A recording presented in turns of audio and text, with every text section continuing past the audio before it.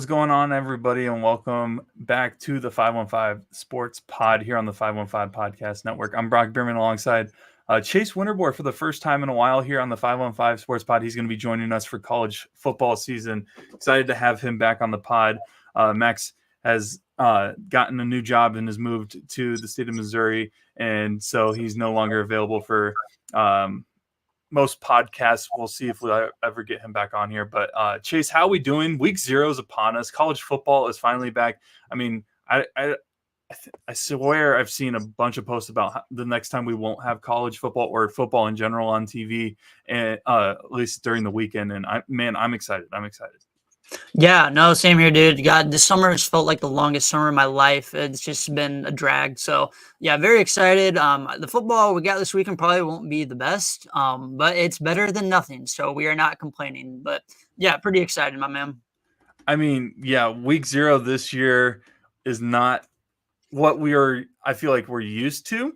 That's just my personal belief. I mean, last year we had some decent games. Actually, a lot of them were single-digit games. I think the only one that was really a blowout was Notre Dame's 42-3 win against Navy, but everybody knew that was probably going to happen anyways. But like Vanderbilt, Hawaii was a good game. Hawaii's back in week 0. I feel like Hawaii in week 0 is like Detroit Lions playing on Thanksgiving along with the Cowboys or something like that. It's like the only time anybody will stay up to watch Hawaii football because it's the only thing on at that time. We'll get into more about the Hawaii football game, I feel like.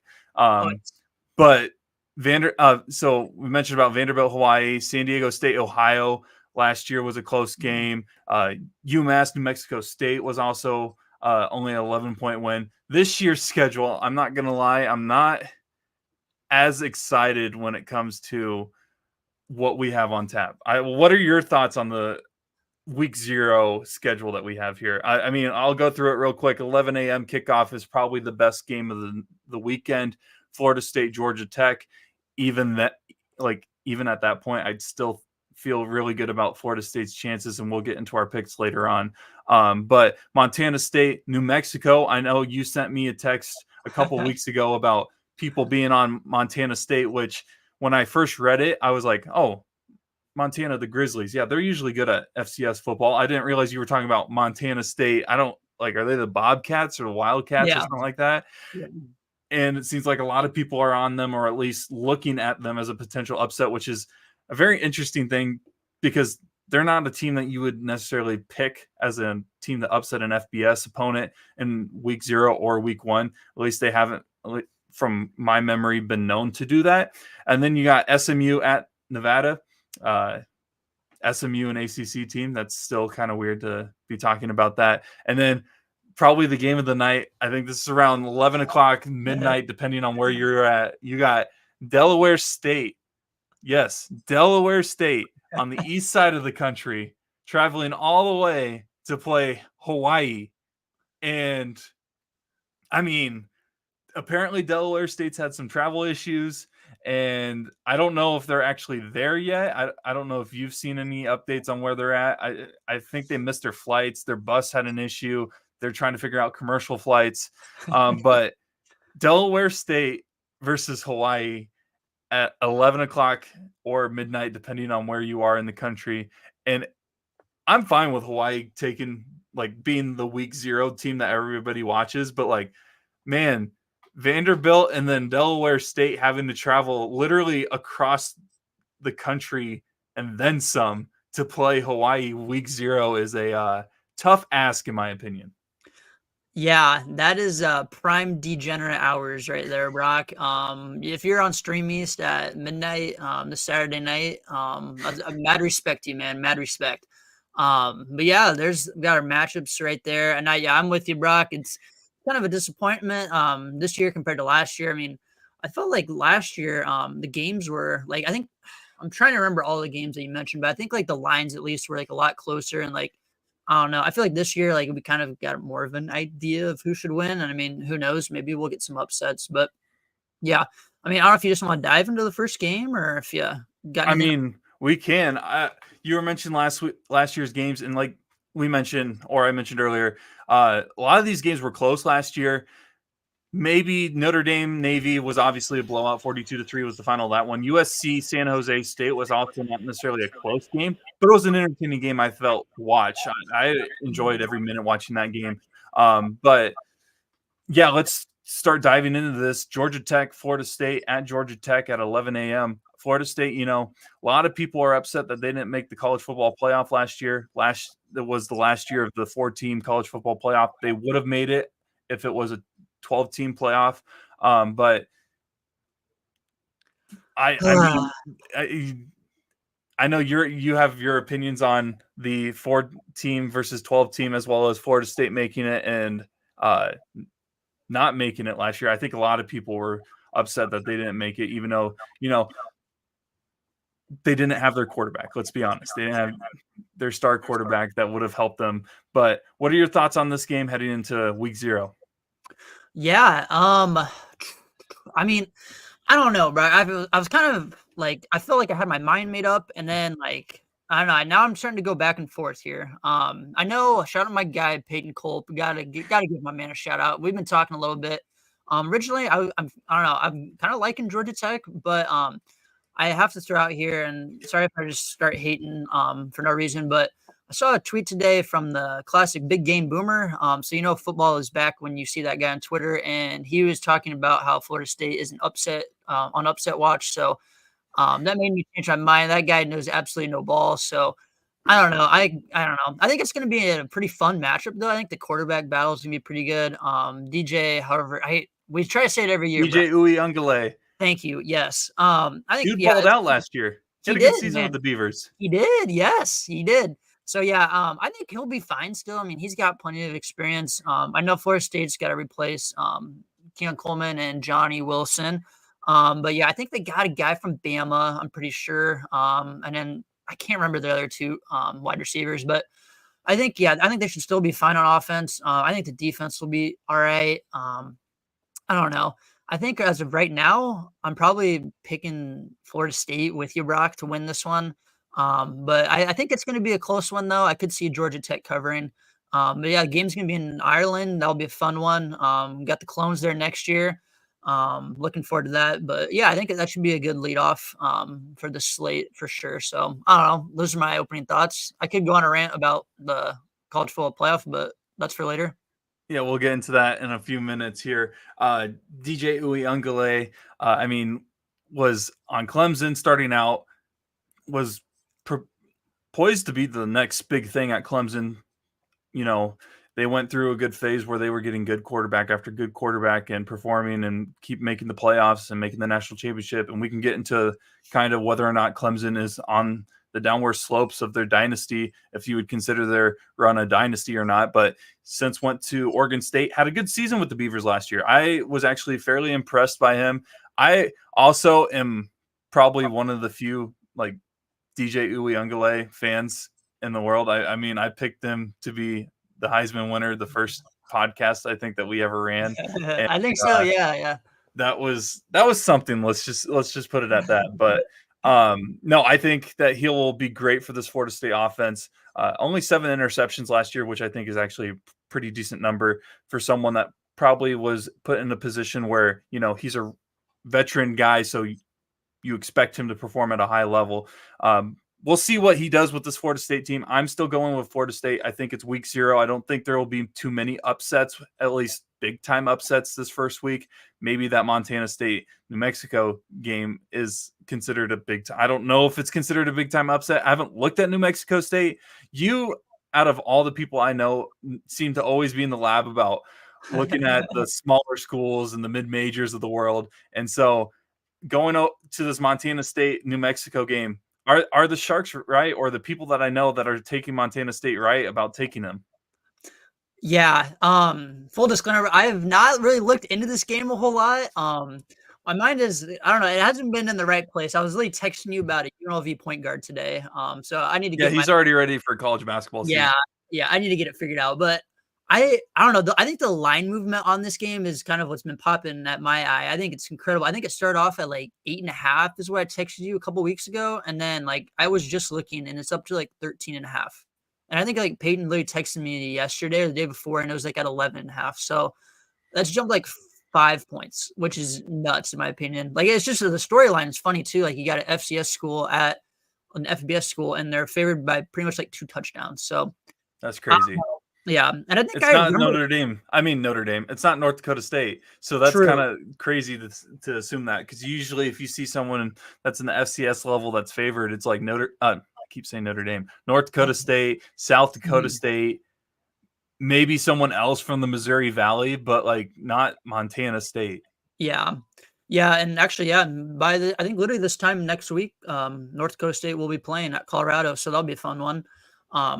But yeah, back to this game. I don't know. I think this is just going to be a classic week 0 game. I think New Mexico's like win totals at 2, so they're going to be pretty awful from what I've seen. But yeah, I don't know. I think this one's. I'm kind of looking forward to this just to see a classic dogfight. I don't know if the game's gonna be like good football, if you know what I mean, but.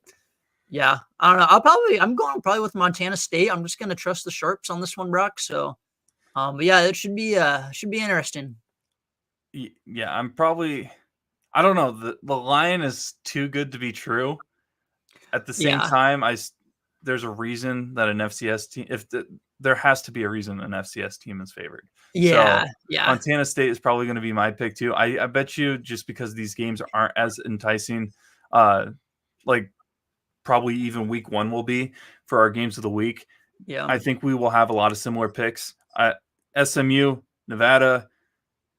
Interesting for me personally that SMU, who is now considered in the Power 4 conference in the ACC, traveling to Nevada week 0. Of course, these schedules have probably been determined for a couple of years now before SMU made the jump to the ACC. But what are your thoughts? Yeah. I don't know. I think this one could get pretty ugly. From like the little research that I've done, I know SMU has a high-powered offense. Preston Stone at quarterback for them, coming back from a good year last year. I know Nevada's defense was absolutely terrible last year. I think they got a lot of new guys. I need to research that one again, but yeah, I just know Nevada's not returning the whole lot though. So which could be good for them. But yeah, I think this one's also going to be pretty ugly. I know Peyton, my boy Peyton, talking about it. I know he's on the over, I think, in this one, and I think I definitely could see a high scoring game here. With SMU just kind of rolling, but I don't know. Those are it's kind of weird. I guess the Florida State game is I cannot talk a neutral site, but going with the 2 road teams, I guess, here to start off. So I guess, are you going 3 for 3, or are you going Hawaii in this one? I mean, Hawaii, I think, is favored by 39. Full disclosure, to cover my butt, I do not gamble on sports. Yes. I'm not involved in that stuff. Doesn't mean I won't, have conversations about it. That's part of sports nowadays. And I mean, you can't really preview a game anymore without looking at lines, because you want to know who's favored and what people are leaning towards, because, that's a good way on determining whether you should feel good about your team going into it or not, especially if you're like New Mexico and you're like, oh, people are liking a FCS team and we're supposed to be the home team and supposed to win week 0, but never mind. But no, I think one home team will win this week, and that's Hawaii. I think they're like 39-point favorites. So there's not really much to talk about. I do find it interesting that they didn't like find Hawaii a little more competition week 0, because they can play Delaware State whenever. But yeah, that's my opinion. No, yeah, I'm with you, Brock. I was pretty excited for that game last year against Vandy, and then I don't know, I mean, it was an okay game, but yeah, that game should be pretty ugly. So I don't know, this kind of matchups, but it is what it is. Yeah, so you're going Florida State. So we're going the same thing: Florida State, Montana State, SMU, and Hawaii. Yes. Yep. All Perfect. On the same page here. Expect a 0 for 4. No, I'm just kidding. Yeah, it's again an underwhelming week 0 schedule compared to what we are used to seeing, and we'll see what happens. I want to talk more though about your opinions, because you mentioned this when we were getting ready to preview or set up for this show. And we'll get more into the flow of this as the season gets on, because, everybody's previewed every conference by then. So like giving our 2 cents isn't necessarily a good thing. I mean, you're not going to gain anything that you haven't learned if you've been paying attention to previous shows or anything. So, Chase, I wanted to get your opinion more on the world of college sports as a whole. And you wanted to talk more about non-conference games now that we have entered a new era of college football with the Power Four conferences, the Pac-2 being a thing, the Mountain West, everything as a whole. You have an argument that non-conference games don't matter anymore. And I want to get your opinions on this.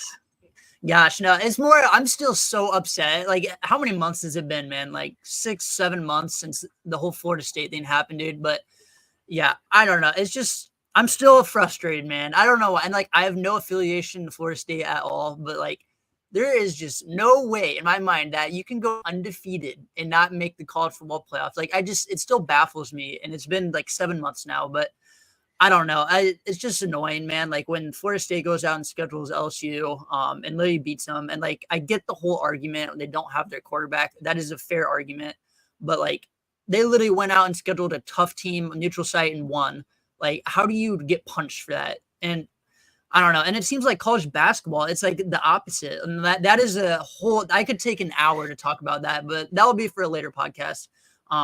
Yeah, it just seems like the two sports though, like, are not adding up to me because and maybe it's just the whole Florida State thing, but yeah, I don't know, that kind of frustrates me a little bit. So I don't know. It's like if Clemson goes out and upsets Georgia here week 1, but like Cade Klubnik gets injured later in the year, like, are they still going to make the college football playoff?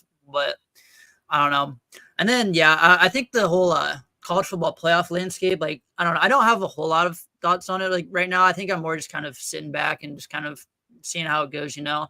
I will say though, it will be kind of frustrating if we see a lot of those SEC teams just kind of fill in the bottom spots, which I have a feeling that might happen.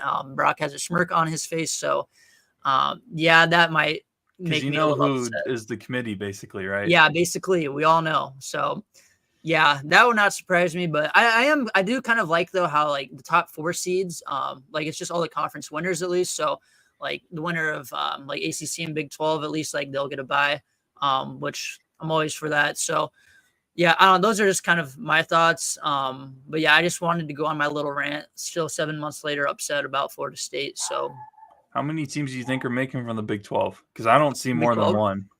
Yeah, dude. ACC might struggle to get 2 in. Yeah, no, see, that's what I'm afraid of. But I don't know. I think 2 maybe at best. Because SEC will get at least 2. At least 2. Oh, yeah. Big 10 will get at least 2. Yep. I have my opinions on the Big 10 probably getting 3 or 4, depending on the situation. But the rest of it, because, you know, you still got the smaller schools. Do you take a 11-1 Jacksonville State over a 9-3 Miami team who beat Clemson or something like that? Yeah. I don't know. It's a tough situation. The playoff is a messy thing. And that's why I kind of like the old bowl schedule and like one national championship game, 1 versus 2. That's it. And then everybody else has a bowl game. And also, by the way, for those that say bowl games don't matter anymore, you should look at the viewership numbers for bowl games, and people are still watching them more than other sports. So that's my only 2 cents on that. But anyways, I love the old bowl schedule. Once it even moved to the playoff, I kind of got disappointed and not as invested in college sports, or at least college football, as much as other postseason events. Like March Madness, nothing comes close to March Madness. If they expanded March Madness, I actually think it might degrade it a little bit. Dude, yeah, that's like I said, that's a whole nother time. But I think it might actually, so that might upset me. But it's not necessarily if, it's more of a win with that at this point, because it seems like every year it gets brought up. But anyways, back to the college football side of it. But they went to the playoff, and I was like, okay, I'll see how it works. And like, it's the same 2 teams that everybody else would predict usually play anyways. I will say with this new setup, I do think there is more of a chance for parity with runs and all that. I'm not saying that we're going to see a winner of the Big 12 versus the winner of the ACC playing each other in the national championship game, but that would be something that is a very good possibility versus what was probably the original format of the playoff, where we were basically getting an SEC team versus whoever else makes it, because an SEC team usually always makes it. By the way, I just rewatched Georgia versus Oklahoma, that Rose Bowl game with Baker Mayfield, Nick Oh Chubb, and yeah, Sony Michel, all those great guys, game. Yep, CD. CD. That Oklahoma team is the closest. That was the best Big 12 team in the modern era of the college football playoff. And Yeah, they had a good lead. They probably should have won the dang game. Yeah, they should have. And yet they blew that. And because the Big 12 is still looking for their first, postseason big college football playoff championship. I mean, they got to win. I personally, now that Texas and Oklahoma are gone, any of their appearances don't count. Now, if Oklahoma would have won the national championship, we obviously Then we claim count that. it. Yeah. But since they're not there, it doesn't matter. But yeah, I can see how people could say that the non-conference games don't matter as much. Maybe it's more of the games that are earlier in the season don't matter as much anymore, because if you're performing well and you're defeating ranked teams, but in December you have someone tear their ACL in the ACC championship game, Big 12 championship game, and you still win, you probably are going to get a worse seed. I guess if you win the ACC or your conference, you get that automatic bid anyways. But if you lose, but you're still, based off of your resume, good enough to make the 12-team playoff, you're probably going to get a worse seed, worse situation, and a worse path for you, because you're not as good. And that's unfortunate. It's true that Florida State was not that Florida State team. If they were in the college football playoff versus, they've gotten destroyed. Yeah. Who was it? Was it Michigan? It was Michigan, right? The Michigan was one. Who they would have played. Yeah. Yep. Which, by the way, Alabama versus Michigan was a great game. But yeah, for sure. The Florida State, that would have been disgusting. It would have been bad. I mean, their bowl game against Georgia was like the worst thing I've ever seen as well. So, and that didn't help with the argument of putting them in the playoff whatsoever. Yeah, I don't know. I could keep going, but I'm just going to stop. So, I mean, we can transition over to just kind of previewing and picking out some teams that we both feel like are going to have successful seasons. For sure. I want to start with more of a local, maybe not. I mean, they're not in the 515, but Nebraska? No, state of Iowa as a whole. I mean, the news of Kurt Ferentz being suspended for one game due to a recruiting violation, self-imposed, I'm pretty sure it was, by the University of Iowa, won't be coaching against Illinois State. First of all, this is a whole nothing burger. It's so stupid. Yeah. I get they're covering their butts, but like the whole, like, you sent me a text about the potential of this happening, and I went on social media and it was blowing up, and people were like, "Oh my gosh, the rumors are true. This is this and this." And I'm like, "Really? Did he like kill someone?" Yeah. I was like, "What is going on?" What's going on? Yeah. And then it was a 1-game suspension for a recruiting violation, which everybody commits recruiting violations. So yeah. And I think it was for the Cade McNamara situation, right? Yeah. See, that's what I thought was funny more than anything. Like, I thought it was gonna be for like Caden Proctor, like, I don't know, someone who played more than like a couple of games. But yeah, no, I just thought it was funny if that's who it was for. But I was just like, really? Like, did he say on a podcast, yeah, I kind of basically knew I was going to Iowa before I entered the portal? Yeah. Did everybody else know that he was going to Iowa when he entered the portal? Yes. Like, it was, who cares? Like, if he knew where he was going to go, like, who cares? The NBA has tampering rules, all this stuff. Players talk. It's hard to prevent tampering in this world anymore with social media and everything. So it's a joke at this point when there's an issue with tampering or whatever. Yeah. Conversations happen during the season. I'm pretty sure they're not supposed to happen. It's just how the world of college sports and sports in general happen nowadays. Yeah. Well, wasn't that whole Caden Proctor situation, like, wasn't it like an Iowa coach texting him during the season? Or I don't honestly remember. I thought I saw that somewhere and I was like, what in the world? But I'm sure it happens all the time. When he entered the portal, I knew right away that he was going to Iowa again. Yeah. Like, it was one of those things where it was like, you sound like LeBron right now. Oh, I just knew he was gonna Yeah, get my I'm upside just down like, book, being like, "Oh, I love this book. This is great." But no, those were two of the most obvious transfer portal things. I thought it would have been hilarious if for some reason like Iowa State would have swiped Caden Proctor yeah. from that would have been hilarious. But no, Iowa, getting back to them though, quarterback situation's interesting. I don't know if people are necessarily emphasizing it as much as other quarterback battles because, you know, the offense is bad and Yeah. there's nothing really too much to talk about their offense except for can they get any worse? Can they get any worse? Do you think they can get worse? I mean, I don't know. I think it's a possibility. I don't know if you can get worse than scoring 0 points against the ranked teams unless you score 2 points, but I don't know. We're about to find out, Brock. We're about to find out this year. And I mean, I've seen stuff about this team, and I've podcasts I listen to and people that I follow have been talking about this Sullivan guy, Brendan Sullivan, since he even transferred to Iowa, which is an interesting thing because it Where did he seems transfer like from? Northwestern. Oh, okay. Huh. Honestly, I So haven't seen that. I gotta oh shoot, I forgot what his name is. Who's Iowa's new OC? Oh, I'm struggling with Tim names. Lester. Thank you. So Yep. Tim Lester was at Western Michigan. I think he recruited Brendan Sullivan, and Brendan Sullivan, like when he was the head coach at Western Michigan, and I think Sullivan has an understanding for his offense and everything. And then I think he was an impactful part of getting Sullivan to transfer to Iowa. So Oh, it's one of those things where it's like interesting to know that because the offensive coordinator and quarterback relationship is crucial for success of any offense, even if it is the University of Iowa's offense.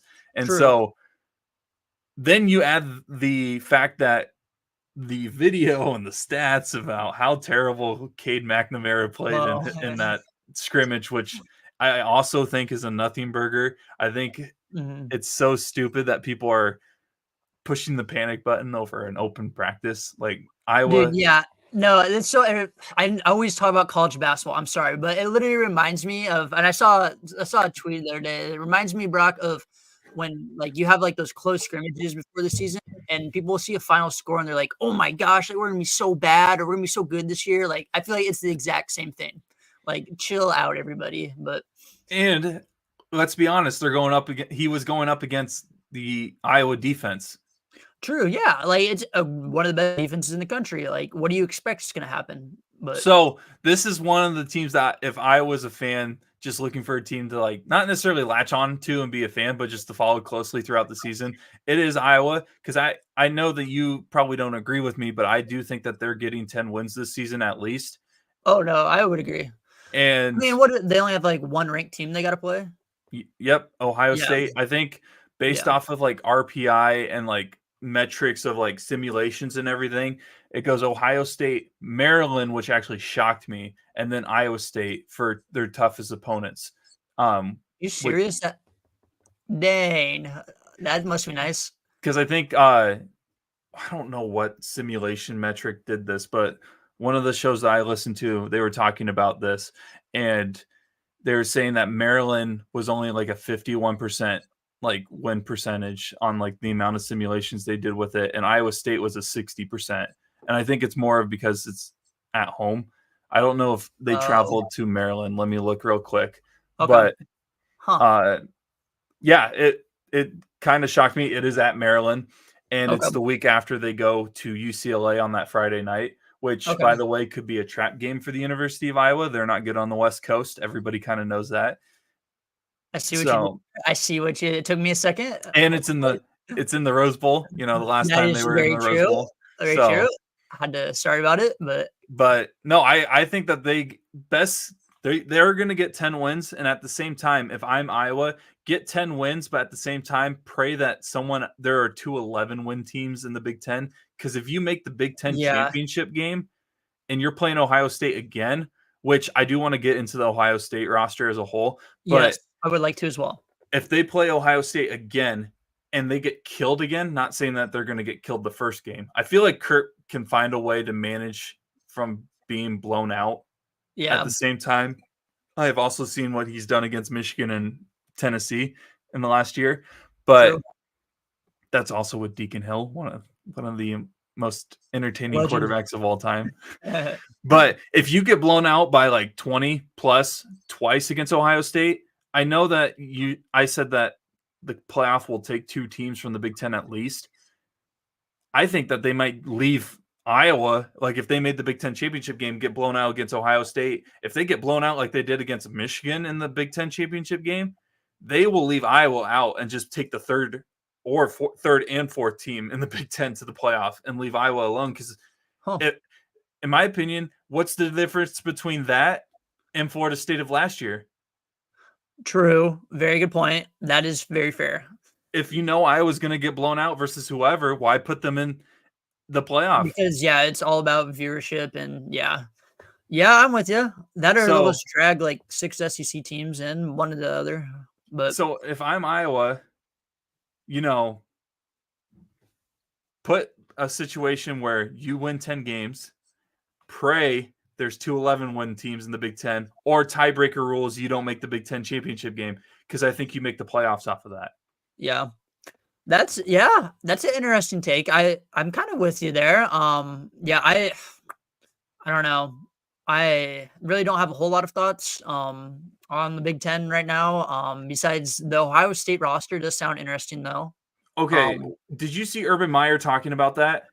No, what do you say? Okay, let me Google this real quick to get a refresher.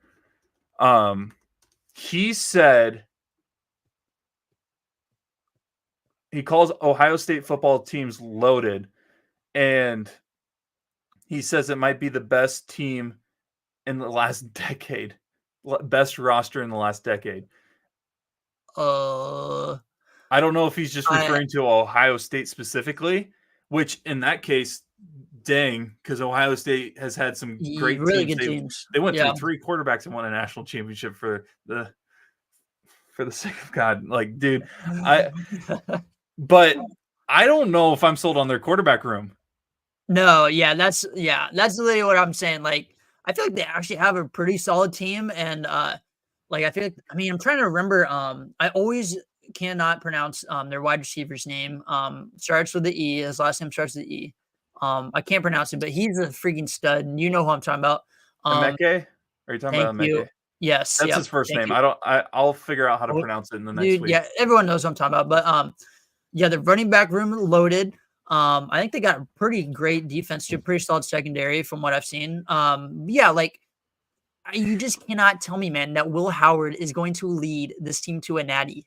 Like, be serious. Like, there's just no way. Like, they're gonna have to kind of take like the Michigan approach and just run the ball. I feel like, and just run the ball. Then every once in a while throw it. But I don't know. I just am not seeing it. Like, that's how does the guy that he makes it through the year as starter? True. Yeah, like I don't know. How does a guy who gets beat out for his starting job basically go to Ohio State and lead? I don't know. The fact that he made the Ohio, like he was announced, or 1, went to Ohio State, and then 2, got the QB1 position after that. It's crazy. Yeah, I don't know. Like, I just don't understand how Ohio State does not have anyone like a freshman or someone better. Like, and maybe this will be on like Old Takes Exposure or something, but I'm not seeing it, man. I'm not seeing it, but I've seen crazier things where with less talent and more production. So if you have this loaded of a roster that Urban Meyer is claiming that they have, maybe you don't need to have a good quarterback, or maybe you just need a decent. Like if they had Deacon Hill, I think it'd be a different situation. But just know your role, and I don't know. Maybe that's the approach he needs to take. But sticking with the Big Ten, though, I think Will Howard is like very low on like Heisman like predictions, but people are still, because of their roster. Dylan Gabriel, though, I think is like the favorite at the University of Oregon. They might pull it up real quick. Yeah. Yep. And I wanted to get your take. Is Oregon going to get over the hump? Because I feel like they've had all these like great quarterbacks, talented rosters, but just can't get over the big, like the hump of winning those big games. You look at the game at Washington last year, and it was a close game, but Bo Nix and the Ducks weren't able to pull it out, and that's what decided who was going to the college football playoff, True. basically. Yeah. So what are your thoughts on the Ducks? Do you think Dylan Gabriel is the guy to help get them to that point where they can win the big games, make a run in the playoffs this year, win the Heisman? Yeah. God, I feel like I don't know, dude. Like I used to, if I'm being honest, I used to love Dylan Gabriel at UCF, and then like at Oklahoma, I was like, all right. And then I started watching like some of these games, man, and like I just feel like this guy is a punk. Like I cannot cheer for him anymore, man. I don't know. There's something about him. I don't like him anymore. So he is obviously a stud quarterback. I know who did they got on there? Tez Johnson still. There's another guy I'm thinking of, but I mean the wide receiver core is still loaded. You'll have a great offense. Dan Lanning. I've always been a fan of Dan Lanning. They'll have a solid defense for sure. I don't know though. Who I wins think the Natty first, Ryan Day or Dan Lanning? wait, sorry, what? Who wins the Natty first, Ryan Day Oh, or Dan Lanning? Oh, Dan Lanning. Ryan Day is the most overrated coach in college football, man. He's pathetic. I don't know how he still has a job, if I'm being honest, but If they don't make the Big Ten championship game, I don't think he coaches the playoffs. I would not surprise you, man. It would not like he's had so many great rosters over the year. There's literally no excuses, man. I don't know. Has he made the playoffs yet? Yeah. Wasn't it the 2 years ago where they missed that kick? Yeah. As the clock struck midnight for yeah. the new year, that was great. That was a great memory. Yes, I don't know how I forgot about that. Yeah. No, sorry, I was trying to pull up his Heisman odds, but yes, Dylan Gabriel is number one. Carson Beck. I do love Carson Beck, by the way. I'm a big fan of Carson Beck. He's number two. Quinn Ewers 3, Jackson Dart, and then I like Jackson Dart. I do too. Dude is a dog. I actually like Ole Miss. I'd love to see Ole Miss actually like take the next level of becoming an elite program. Yeah, for sure.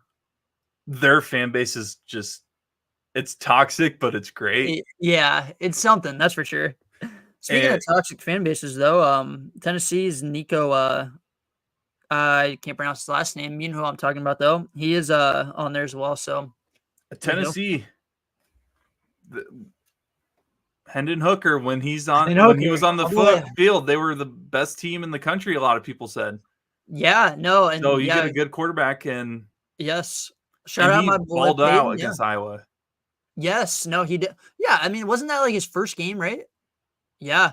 But yeah, he was highly rated out of high school. I think they could shock some people. Plus I guess I'm kind of a part-time Bulls fan, so a little biased, but I think that they could have a sneaky year too. Now I'm just jumping all over the place, but I want to give my boy Kalen DeBoer a shout out as well. I think Alabama's kind of flying under the radar a little bit just because Saban left. That blows my mind. People are really just kind of going, Saban's not there, so we're just not going to talk about Bama, which I'm fine with people not talking about Bama. Oh, for sure. But the worst thing you can do with Bama is not talk about Bama because that's when they turn around and win a natty. Yep. So I don't know, man. I mean, Kalen DeBoer is easily like my favorite coach in all of college football, besides Matt Campbell, of course. But I mean, this guy is just a winner. Like, I know he's kind of going into a difficult situation, but I mean, Alabama still has players, man. Like, they're still going to be good. So I don't know. I think that's definitely a team to keep an eye on. I know it's kind of sad to say, but yeah, I think that they're going to be pretty solid too. So just kind of jumping around there at random teams, but those are my thoughts, Brock. Another team that I feel like some people should keep an eye on is Miami. So last year, Miami was shaping up to be a potential playoff team. I truly believe that they were on tap to be a playoff team. Then one of the worst clock management games I have ever seen in my life. Was so bad. Yep. You will never see that ever again. No. And, they lose that game. Then they lose to North Carolina.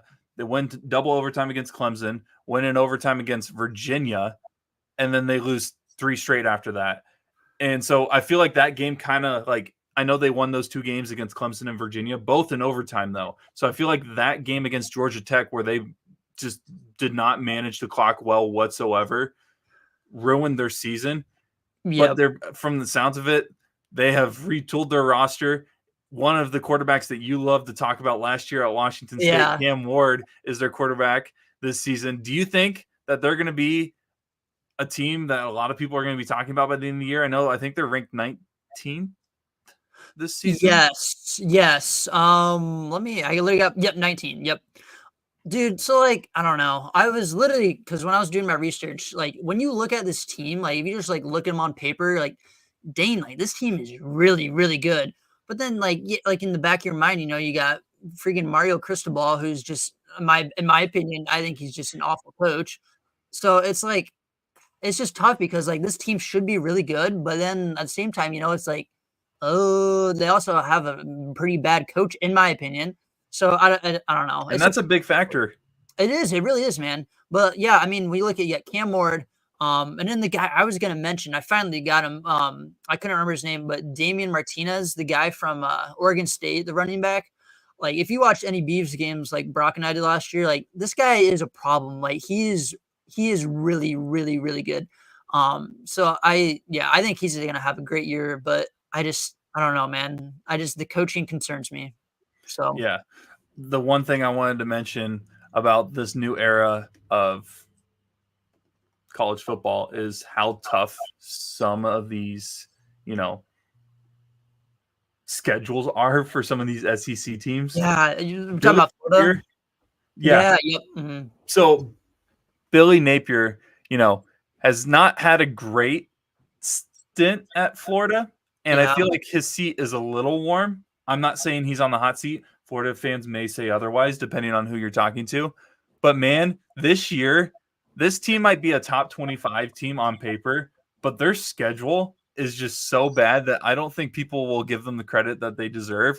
Because, they start versus Miami, then they play Stanford, but then they play Texas A&M, go to Mississippi State, UCF, who is not a cakewalk whatsoever, No. at Tennessee versus Kentucky versus Georgia, at Texas versus LSU versus Ole Miss at Dude, Florida State. I think their that's final unreal.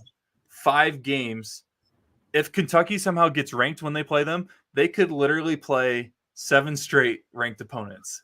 That's That's unreal. that's so sad. Yeah, that's really tough. So Uh, like if I'm Florida, if I win 4 or 5 games, you can't fire him. That's not no, his fault that they got dealt this. true.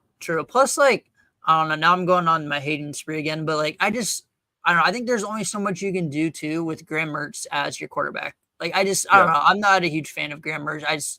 I don't think he's really great. So, I don't know. I think you got to give him a little while and see if you can get a quarterback better than that. But I don't know. It's just my thoughts. Oh, but then you look at other teams in this conference, and you got the Missouri Tigers, who are ranked 11th, Dude, but they honestly have a way nicer schedule. cupcake. On paper right now, heading into the year, they only play 3 ranked teams on their schedule, Dude, and yes. 2 of them are on the road. So, and the road games are A&M and Alabama, so those will be tough for sure. But you have Oklahoma at home, which, by the way, it's great that Oklahoma and Missouri are playing each other again for the first time in like God knows how long. Amen. But then you got teams like Auburn, who's shaky, at UMass. The fact that they're going at UMass is hilarious. That is funny. Buffalo, Murray State, Boston College, like what?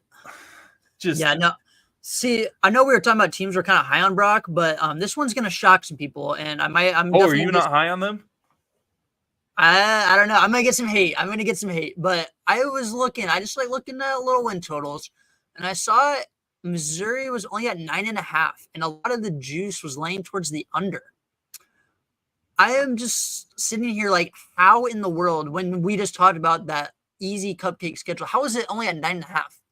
Like, I've seen nothing but everyone just be like, "Oh, I'm taking Mizzou over 9.5 this year," and I don't know, man. This is kind of like my one take where it's just like, I don't know, man. It's a little sketchy. So I don't know. I think the loss too of Cody Schrader, yes, the running back. I think that's actually a pretty big loss that not a lot of people are like taking into consideration. I mean, the great story from him, walk on, was a stud at Missouri. I think he's actually on our team, Brock, Kaka. I think he's on there. with The Coach Beck. Battlehawks. Yeah, Yeah, let me look real yeah, quick. look that up, by the way. But yeah, I think that's actually a big loss people are not taking into consideration. Like they'll still be good. They still got Brady Cook, Luther Burden, those guys. But I don't know. I kind of feel like it's going to be an Iowa State situation where, going into Brock's senior year, everyone's all excited, and then it was just kind of a letdown. And I don't know. I'm still not super high on Mizzou's coach. I still think he's, I don't know, kind of a dork in my opinion. Sorry, I'm going to get some hate, but I don't know. I'm just a little lenient on the Mizzou Tigers this year. I've just seen a They lot of also don't have praise. thicker kicker. That is a great point. I forgot to mention that. Thank you, Mr. Mevis. So Mevis isn't there anymore. that is they true. beat K-State. Yep, I truly that don't was think nuts. they beat. I know it would have went to overtime, but I don't think they beat K-State if they would have went to overtime. Yeah, that was a crazy game, but I don't know. Those are or that's kind of my interesting take for this week. So we'll see. Yeah. Anything else that you wanted to touch on before we sign off? I mean, we'll probably get more into our like predictions. I think instead of doing like a college football playoff prediction, because there's 12 teams now, I think we might do conference champions, like the 4 automatic bid predictions that we think heading into the season.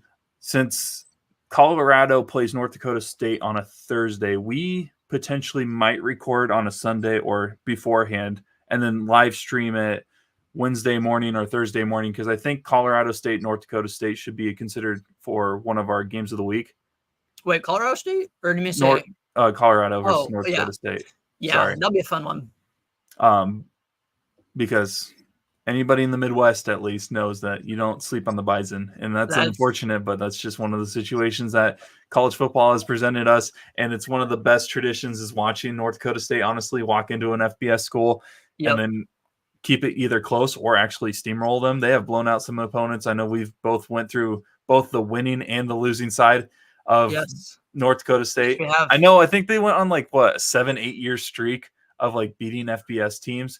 And during that streak, I think it was 2009 versus Iowa State was their last loss, which was kind of hilarious to think about.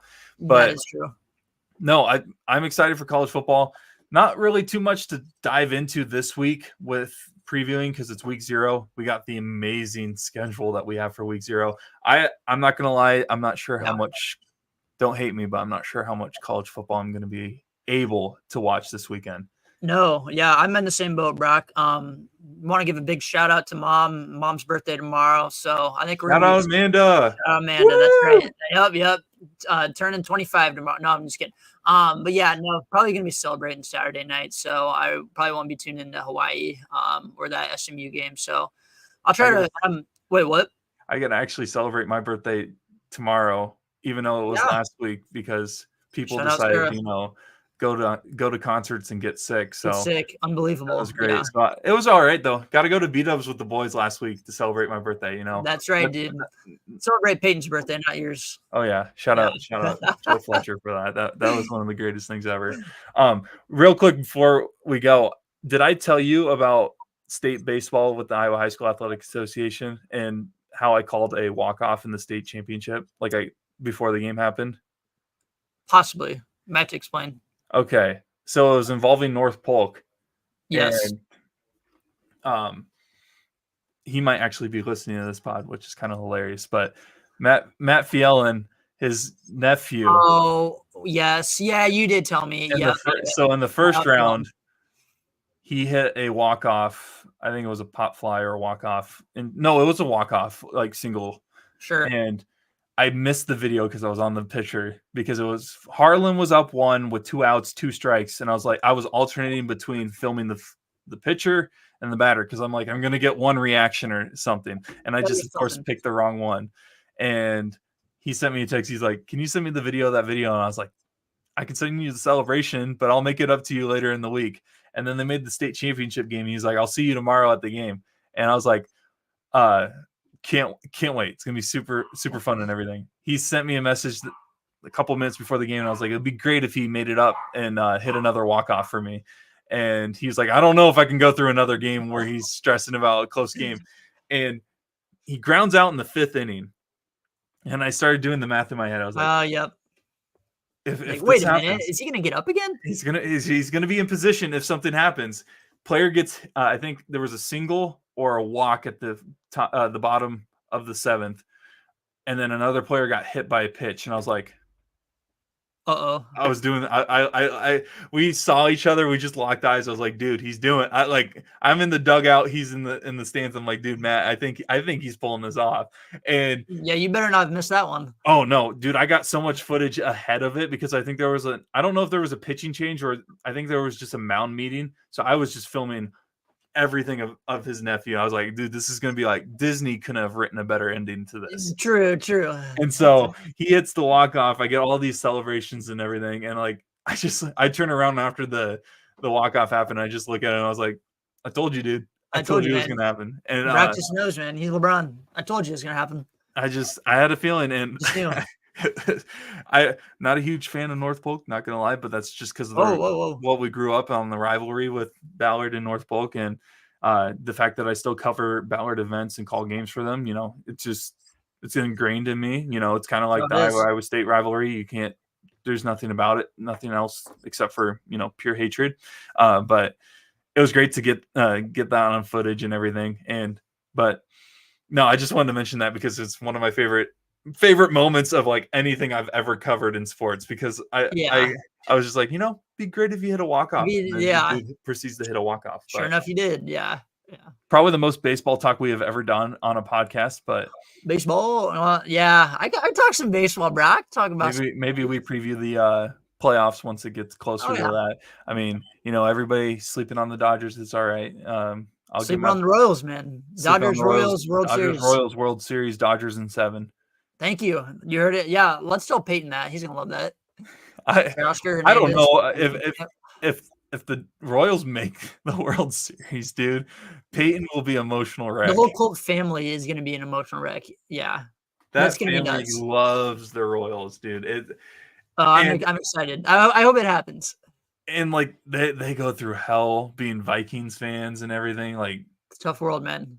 It's a tough world. And so the fact that this Royals team is giving them even a smidge of hope is like, it's like you with the Celtics, and then it actually happened. What'd they do? Like, you just got hope every year, and then got let down, and then finally. What did they do? Did they win? Did they win something? No, actually, no. Did I tell you? Now I'm just going on a random story. Did I tell you when I was at that Dodger game, like this past Sunday, early honoring Jason Tatum? Yeah, I saw it was him and the Florida Panthers guy. Yeah, to Chuck. And I was like, are you kidding me, dude? Yeah. And hey. You can't escape it, baby. You can't escape it. I was player in basketball. God, I had to go on my phone after that one. But, yeah, anywho. I can't wait to get our Hardwood Convos podcast back up. Yeah, I know. Dawson, I don't know about Dawson, but Hunter's definitely going to want to hate on Tatum and how cringy he may be. I love it because he embraces it at this point. I think he's just like, okay, I'm cringe. I don't really care. Let's see how much people can judge me for it. But, yeah. No, I'm just excited to hate on Jokic again. So it's been too long. Yeah, and instead we can, hate on recruiting violations for. Oh, Chad just walked in. Yeah, no. What's up, Chad? Not much. How are you? Oh, he says, "What's good? What's good, Chad? What's good? What's good?" We're just wrapping up the pod. Yeah, I can't wait to watch Hawaii, Delaware State on Stream East at midnight. Don't you have to subscribe to watch it? I don't know. You might. Because let me look real quick. Because I gotta look real quick.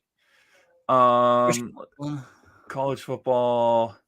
Because I swear it's like on like some streaming source. When I was looking through like just like these games here and just trying to see like what TV network, I didn't see anything. So I'm guessing you might. Yeah, that's weird. Spectrum Sports pay-per-view. Oh, Spectrum Sports, dude. Yes, sir. Yes, sir. That is a West Coast thing. No, but like when I watch Dodgers game, it's on like Spectrum Sports basically. So that's unfortunate. So I guess I won't be watching. Yeah, Stream East, like you mentioned. Stream East, dude. Yeah, okay. Now I'm just rambling again. Sorry, but what was the whole thing with like Stream East getting like shut down, or was that just like? I think they did get shut down. I don't know all the stories behind it. Oh, okay. I wasn't sure. Yeah, I don't know what to believe on Twitter, but I thought I saw something. Are you going to be tuning into AEW All In this weekend at Wembley Stadium? I am now. What time is 11 it? a.m., baby. Okay. I guess I will be. I'm already gonna be up watching Hawaii, so Dude, might as well. it's going to be amazing. You got all these guys that you've probably never heard of. That's all right. We'll have But to have it's a gonna, podcast where we talk about AEW. You can introduce me. yeah, I can go all in on that stuff. Literally, as the pay-per-view says, I can go all in. You can go all in. Which Yeah. is funny because they do that, and I think the next weekend or 2 weekends after that, they do another pay-per-view called All Out, which is kind of hilarious. But That is. but I guess we're gonna be going all in and all out. All right. I guess. But that's all we got for this week. Enjoy week 0. For how Football's back. Yeah, football's back at least. I'm not going to judge, I guess. Be grateful. No more complaining about week 0's schedule. Football's That's back. right. That's all that matters. That also means we're one step closer to Maserati Marv turning around the Arizona Cardinals. That means that we're one step closer to Rocco Beck's Heisman campaign. Tell your kids. Also means we're one step closer to seeing what a University of Iowa football team without Kurt Ferentz looks like. But that's all we got this week. Enjoy the games. We'll be back next week to give more previews and predictions. We're going to give our picks for the Power 4 conferences and who we think are going to win those conference championships, get the automatic qualifiers to the college football playoffs, as well as our games of the week. We're going to bring that back, hopefully keep a record this year. Last year, we didn't keep a record. I think I did very, very bad last year. But that was because I didn't buy into the Colorado hype early on. So I always was picking against them, which I can get on a soapbox about Deion Sanders, but next week. Next week. That's a next week thing. So for Chase Winterbore, I'm Brock Bierman. We are the 515 Sports Pod crew for this football season. We'll be back next week for some more college football talk.